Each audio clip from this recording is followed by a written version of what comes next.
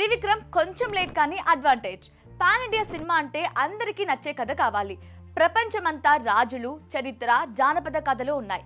అందుకే రాజమౌళి మొదటిసారి మగధీర అంటూ పునర్జన్మతో రాజుల కథ తీసుకున్నారు.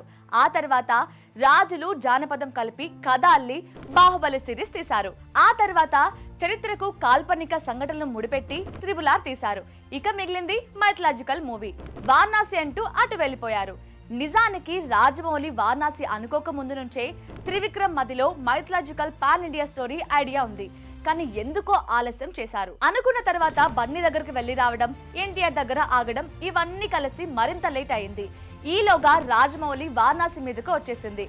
బాలీవుడ్ లో ఏకంగా రామాయణం మీదకు వచ్చారు. అయితే త్రివిక్రమ్ కు లేట్ అయినా చాలా పెద్ద అడ్వాంటేజ్ వచ్చింది.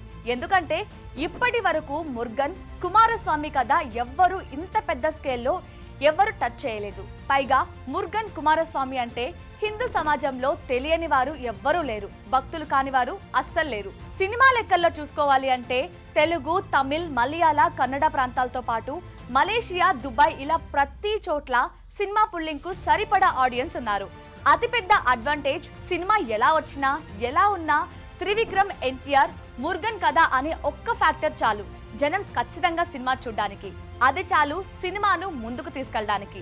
పైగా ఈ ఆడియన్స్ రేంజ్ తెలిసిన ఓటీటీ సంస్థలు కూడా పెద్ద మొత్తం ఆఫర్ చేస్తున్నాయి. అందువల్ల అన్ని విధాల త్రివిక్రమ్ పాన్ ఇండియా ఎంట్రీకి ఇది సరైన ప్రాజెక్ట్ అనే చెప్పాలి.